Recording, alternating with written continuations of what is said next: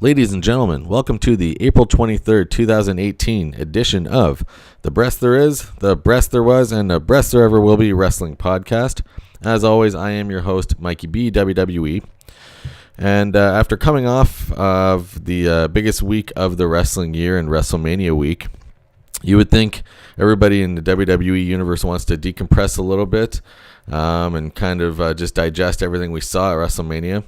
But in typical WWE fashion, we move on to the brand new storylines and keep the pace going at a lightning speed. So it's always on to the next thing, and especially after WrestleMania, most fans know that it's basically the start of the new year, the new season. So there's always lots of new character introductions. There's many character returns. There's lots of new storylines going on. It's quite honestly the busiest week of the year, so it's kind of a continuation almost of the whole WrestleMania weekend. So it's quite a busy time. So let's get right into it. This was dating back to not just this past week, but the week prior.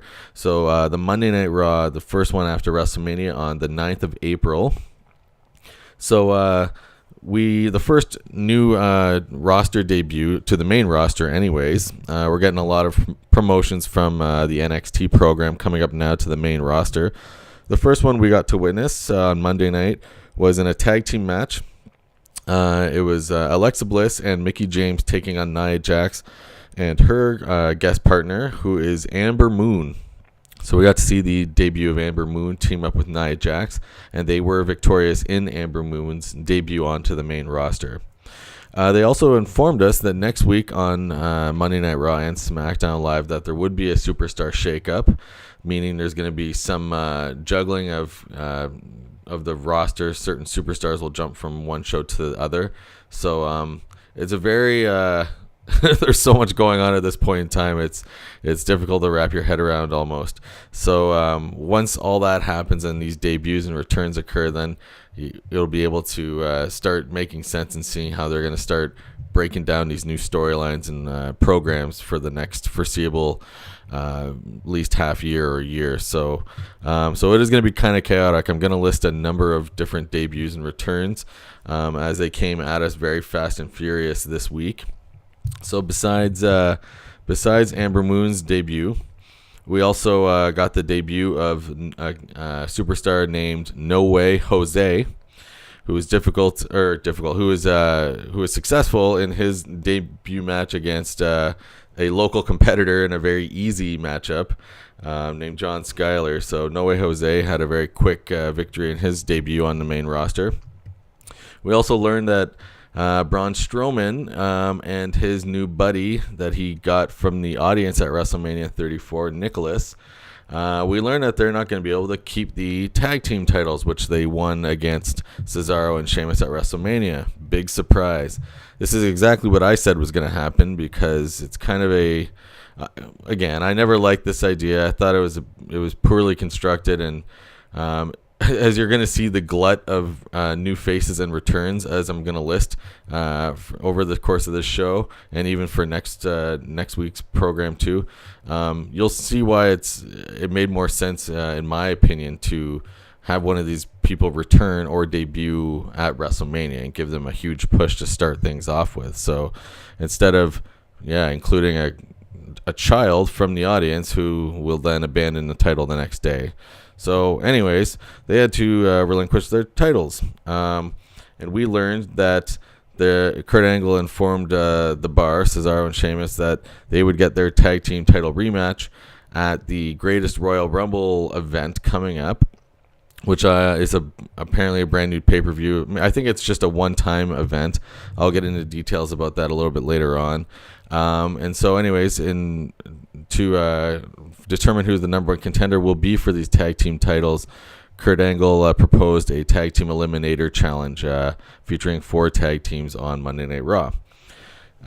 So anyways, besides this, we also so the first match in that tag team eliminator match was between Luke Gallows and Carl Anderson, and they were taking on a team of the Revival, and the Revival was actually victorious in this first of 2 tag team eliminator matches.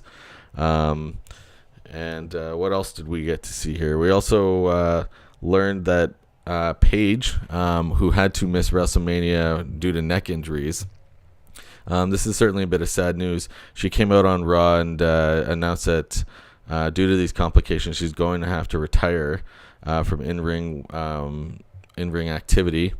And she had a very heartfelt, open communication with the audience in the WWE universe.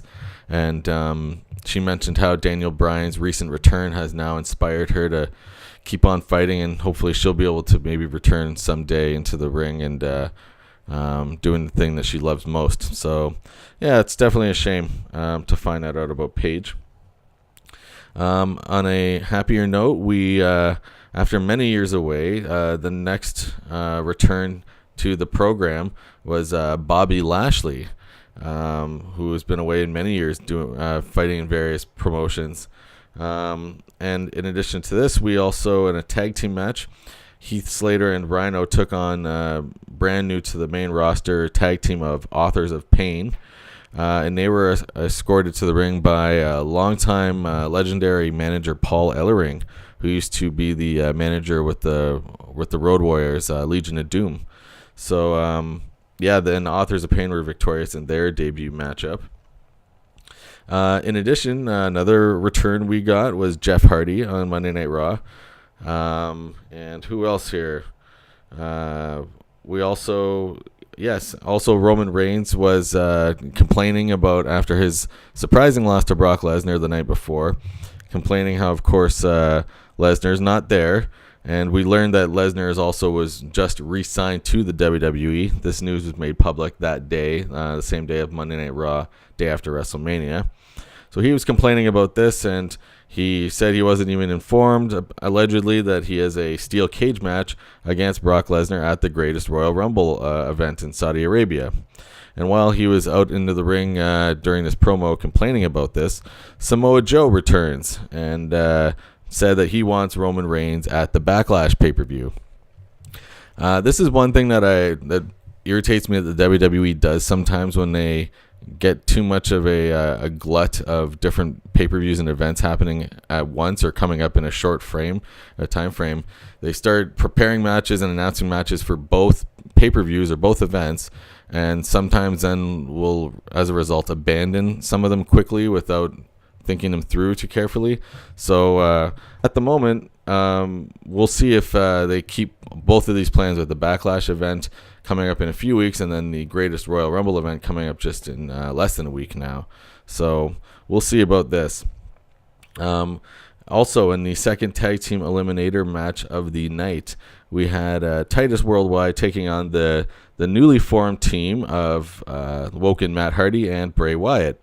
And that team, Matt Hardy and Bray Wyatt, were victorious, so they'll face the Revival the following week on Monday Night Raw to determine who will face Cesaro and Sheamus at the Greatest Royal Rumble event. So, yes, like I said, lots of changes and things. This is just scratching the surface. There's more debuts and things going on SmackDown Live. So let's move over to the SmackDown for the 10th of April. In light of the sad news we got on Monday, and due to the fact that, of course, serving as general manager for the past few years on SmackDown, Daniel Bryan, he is now returning as an in-ring performer. Very appropriately and very tastefully, the WWE named Paige as the new general manager for SmackDown Live. I think that was a real classy move. Well done. Way to keep her where she belongs in the ring and involved in the storyline in WWE. So, well done there, certainly. There was also a match to determine the number one contender to face the Bludgeon Brothers at the Greatest Royal Rumble between the Usos and the New Day, and the Usos were victorious here. We also had the debut of this tag team, or at least little small faction known as the Iconics, Peyton Royce and Billie Kay, who interrupted Charlotte Flair, who was discussing her victory at WrestleMania, and they began to attack Charlotte. And lo and behold, Carmella decided to cash in her Money in the Bank briefcase right after this pummeling of Charlotte. And Carmella was victorious and won the women's SmackDown women's title. So she was holding on to that briefcase for a long, long time. So she finally cashed in, and she is now the new champion. So huge event going on there on SmackDown Live. There was also a number one contenders match for the United States title, a triple threat match with Randy Orton, Rusev, and Bobby Roode. And the winner will take on Jinder Mahal at Backlash. So, again, here we are getting matches going for both Greatest Royal Rumble and Backlash going simultaneously. We'll see what goes on with that. Anyways, Randy Orton was victorious in that match, so it'll be him taking on longtime rival Jinder Mahal at Backlash for the United States Championship. And in the main event on SmackDown Live, we had Daniel Bryan in his first matchup against AJ Styles, which is awesome to watch, and it was great to watch and great to see. Both these guys are true pros, true veterans. And newly turned heel Shinsuke Nakamura came down and attacked both guys, causing in a no contest, double DQ for that contest. So Shinsuke, it'll be interesting if it's going to be the three of these men in the title picture, but I believe it'll certainly be Shinsuke Nakamura and AJ Styles there for a little while. Now, besides all the in-story stuff going on in the WWE, I also want to discuss at the end of every program in this new season of my podcast any news of the world of the WWE going on outside the storyline.